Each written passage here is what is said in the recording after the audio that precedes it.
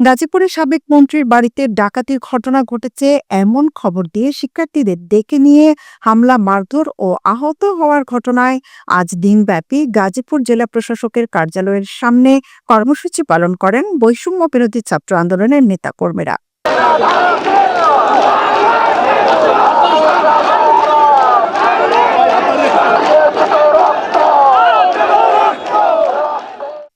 ফেব্রুয়ারি শুক্রবার রাত 9:30টার দিকে মহানগরের ধীরাশ্রমে ফ্যাসিবাদী আওয়ামী লীগ সরকারের সাবেক মুক্তিযুদ্ধ বিষয়ক মন্ত্রী আকম মোজাম্মেলের বাড়িতে বৈষম্য বিরোধী ছাত্র আন্দোলনের নেতাকর্মীদের ডেকে নিয়ে মসজিদের মাইকে মন্ত্রীর বাড়িতে ডাকাত পড়েছে ঘোষণা দেওয়া হলে স্থানীয়রা কয়েকজনের উপর হামলা চালায়। এতে অন্তত 15 জন আহত হয়েছে।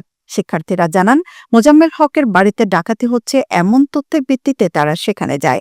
পরে পরিকল্পিতভাবে মোজাম্মেলের লোকজন তাদের উপর হামলা চালায়। এ সময় মসজিদে মাইকে ডাকাত পড়েছে বলে ঘোষণা দেওয়া হলে স্থানীয়রাও এই হামলায় অংশ নেন। পরে সেনাবাহিনীর সদস্যরা ঘটনাস্থলে গিয়ে আহত ব্যক্তিদের উদ্ধার করে গাজীপুরের শহীদ তাজউদ্দিন আহমদ মেডিকেল কলেজ হাসপাতালের জরুরি বিভাগে পাঠান।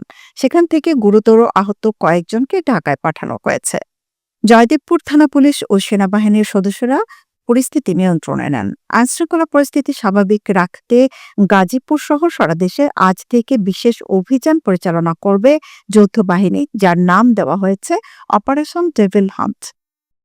শনিবার 8 ফেব্রুয়ারি স্বরাষ্ট্র মন্ত্রণালয়ের আইনশৃঙ্খলা বাহিনীগুলোর সমন্বয়ে গঠিত সভায় এমন সিদ্ধান্ত নেওয়া হয়েছে। শুক্রবার 7 ফেব্রুয়ারি রাতে গাজীপুরের আওয়ামী লীগ নেতা ও সাবেক মুক্তিযুদ্ধ বিষয়ক মন্ত্রী আকম মোজাম্মেল হকের বাড়িতে ছাত্র জনতার উপর সন্ত্রাসী হামলার ঘটনায় এই অভিযান শুরু হবে বলে জানিয়েছেন স্বরাষ্ট্র মন্ত্রণালয়।